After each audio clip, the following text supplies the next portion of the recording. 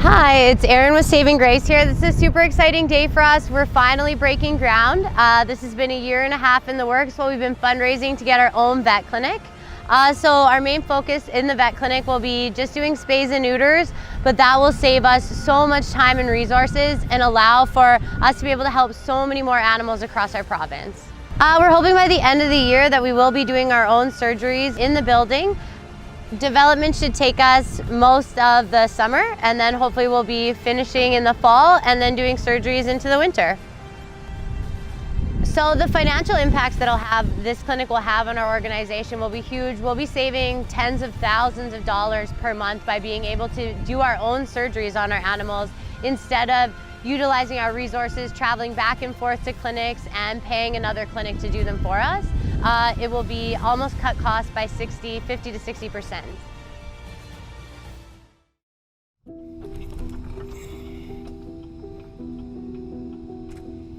My name is Asyln Abe. I'm from Lacombe, Alberta. I was born and raised here. I've been fostering with Saving Grace for about 2 years now, and my first foster was a foster fail, so I took a little bit of a break, and now I'm back fostering after seeing some of the stories that have come up recently.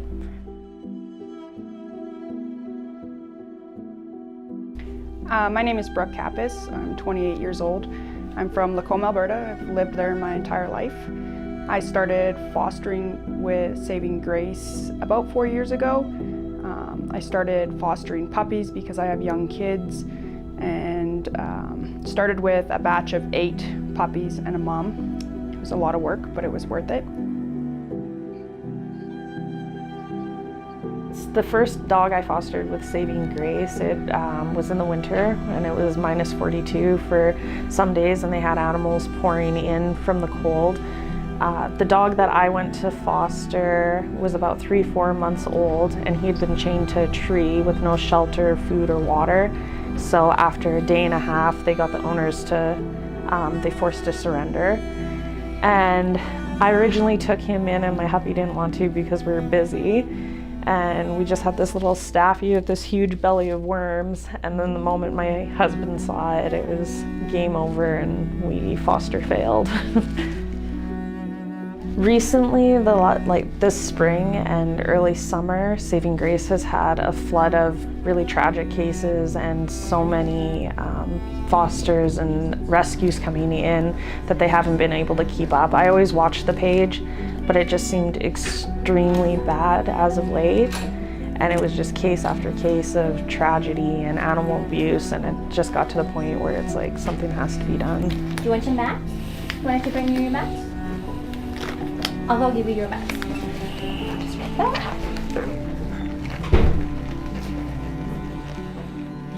So Champ, from what I read on the Saving Grace page, the RCMP found a dog and he was covered in blood, and he had been attacked by some people with machete, whether it was one or many. And so Saving Grace was called out to come and get him. And yeah, I saw the original post, and then I've been kept updated since then, and that's why I'm here today. It's pretty sad.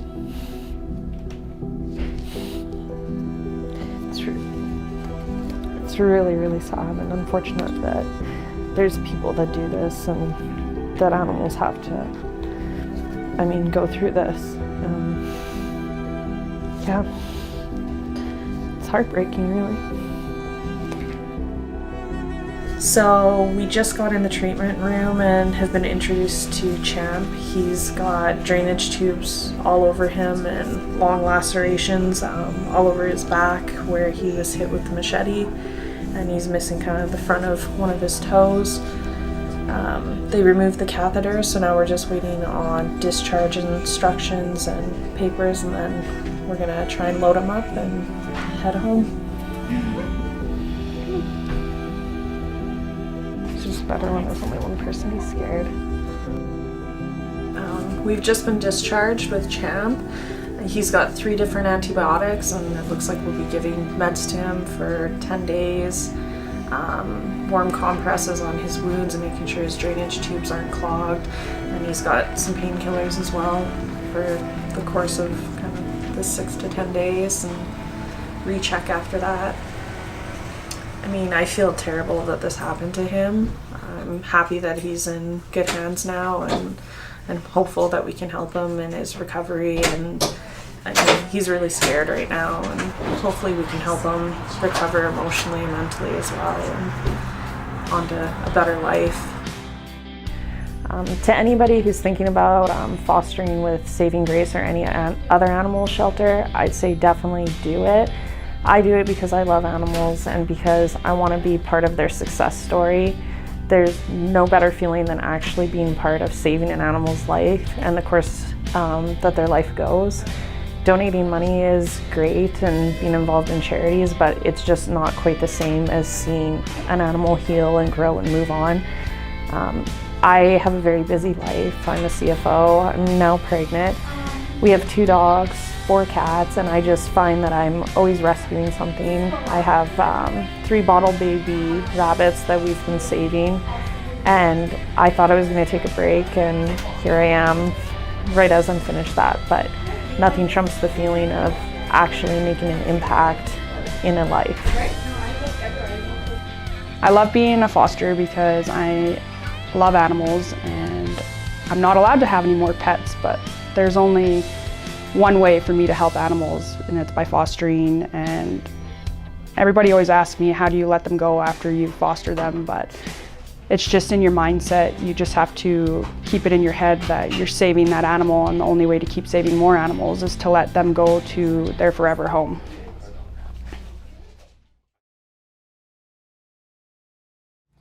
Hi, I'm Ashley from Saving Grace Animal Society. I am an adoptions coordinator with SG. This is Champ. You probably remember Champ from a few weeks ago where he came in with wounds from a machete. So he was in foster, and the fosters really loved him. However, they didn't think that it was a good fit for the other dogs in the home. So he came back into care. At that time, we noticed his pupils were 2 different sizes, which commonly means he has a neurological issue. So he will go back to the vet tomorrow and possibly have an MRI. So as you can tell, on his body, he's had over 100 stitches, and he's had several drains put in place. They're now out. The stitches will come out in probably a few days, and then he will be on the way to fully recovering.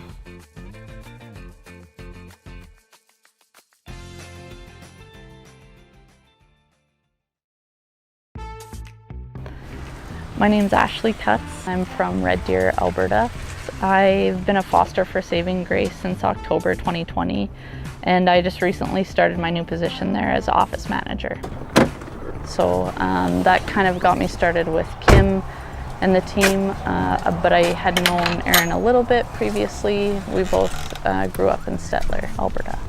And since October of 2020, I've fostered 56 dogs and counting. Puppies, matures, and some medical cases as well. I was thinking back on it, and I think there's been maybe 2 or 3 weeks that I haven't since I started in October of 2020. When I started fostering, I kind of decided that I wasn't going to take on a mom and pups. It seemed like a huge, overwhelming task, which I think to a lot of people it kind of feels that way, but for me it was just kind of like I jumped into it. I knew that I had to have some sort of space for the mom to take her puppies. For the first few weeks, they really need that privacy and that time with the new pups. Not a lot of handling of the pups. I read up on it and kind of did a little bit of research, or as much as I could. But I kind of grew up in rural Alberta. I had a brief history, like when I was young, we had a litter of pups at my house, so I kind of had a vague experience of what it was like, but I really wanted to take it on by myself. So I kind of did this. I prepped in the middle of the night. I remember rushing out after work to pick up the puppies. They try to get the puppies to come into the shelter and the fosters to sort of meet them there as soon as possible. So that was all new to me. It's all very spur of the moment, and it feels exciting, and you feel like you are feeling like you're part of the rescue, which I thought was a really neat experience. My first litter was a Pity Lab cross with 6 puppies, so I didn't really know what I was getting into, but they keep the mom with the pups, and they figured the pups were a couple days old, but they were tiny. Didn't really expect them to be that small and fragile, but I got the crate into the house, and I just remember getting her in there and kind of setting her up with her little kiddie pool, lots of blankets, got her settled, and I just remember thinking that it was such a unique, cool experience to be part of that whole thing and be the only person that kind of got to witness this mom have her babies and just kind of be so vulnerable, and they look at you like you're their savior. It's just so neat. I'd have to say the thing I enjoy the most about being a foster is just that every experience is totally different, and it's so rewarding to get to be a part of these animal stories and give them a sincere second chance. And I really didn't realize the scope of how much everyone at Saving Grace really cares about the animal start to finish, from finding a home, before that, their recovery and their health, and before that, just getting them food and shelter and water. And everyone has a part in that process, and being a foster, you kind of get to be a part of that, and that feels really good. It feels like you're helping these animals that really can't help themselves.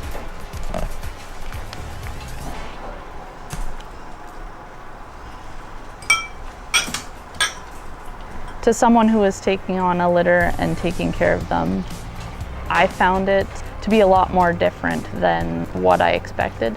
I guess in the first about 5 weeks, with exceptions, the mom usually does a lot of the work. So you're really just taking care of the mom. You want to make sure she's fed and relaxed and kind of stress-free.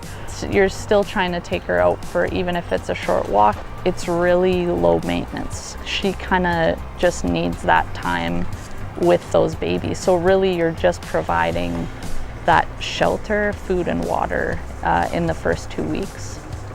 Then I would say the 2 weeks after that, things start to pick up. The puppies open their eyes, so they're a little bit more mobile.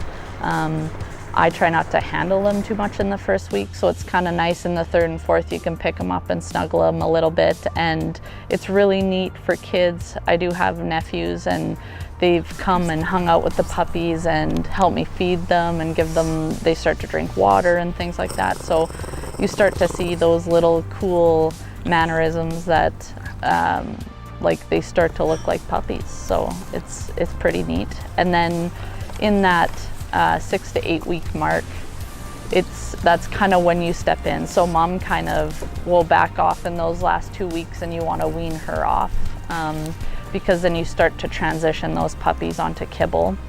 So I usually start with soft puppy food, and that's usually what Saving Grace recommends. And then you can transition them to a softened kibble, and then full hard kibble. So you kind of work your way up week to week. And yeah, that's kind of when you step in with the cleanup too. So definitely expect in the last 2 weeks you'll be busy, tidying up after them, but that's usually the time when they're most fun. So you can let them go outside. I believe they get vaccinated at 6 weeks and dewormed, so they'll start to, you know, be able to go outside, even though they only recommend that you keep them in your enclosed space, like your backyard. You're not going to take them to a park or on an actual walk when they're that age. So really you're just spending all this quality time with these puppies, getting to know their different personalities. You get to know the mom in the process. For my dogs, it's awesome because they get to socialize with all these little puppies. It makes them better dogs. It makes for just a better environment for the dogs that you're fostering as well. So it never hurts to have other animals. So a lot of people think that it's really difficult to give them back, and I would say it is and it isn't. You kind of learn, if you continue to foster, you kind of learn that it's just as rewarding bringing them back, because for me, it's kind of like I've raised these little ones up to be hopefully decent dogs, and they get to go on to their forever homes and meet their families, and that's like, they're safe, they're fed, they're like loved, so you can't really ask for more than that. And now that I get to kind of see more of the adoption side at Saving Grace, it's extremely rewarding to get to meet the people that take home the dog that you've kind of brought up or rehabilitated or just fattened up, even like just taken care of them for a couple weeks or a couple months. It's just really, really rewarding to see them happy and taken care of, and you know they're going to have a better life.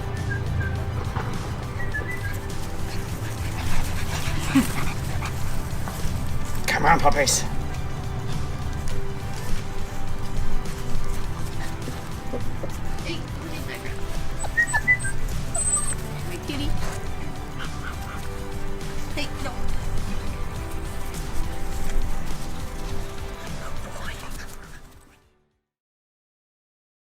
Hey, it's Ashley here again with Champ.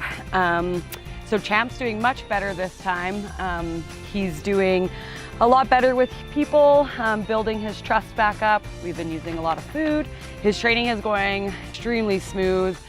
He's really, really good with other dogs. People, he's been great with our staff. New people are still a little bit scary and he's a little bit nervous for them, but for the most part, he's been doing phenomenal. When he was returned from foster, we were questioning whether he was going to be able to be rehomed or not. He was showing some signs of distrust and nervousness in his foster home. So he came back to the shelter where he has multiple people handling him on a daily basis, which really, really helped him.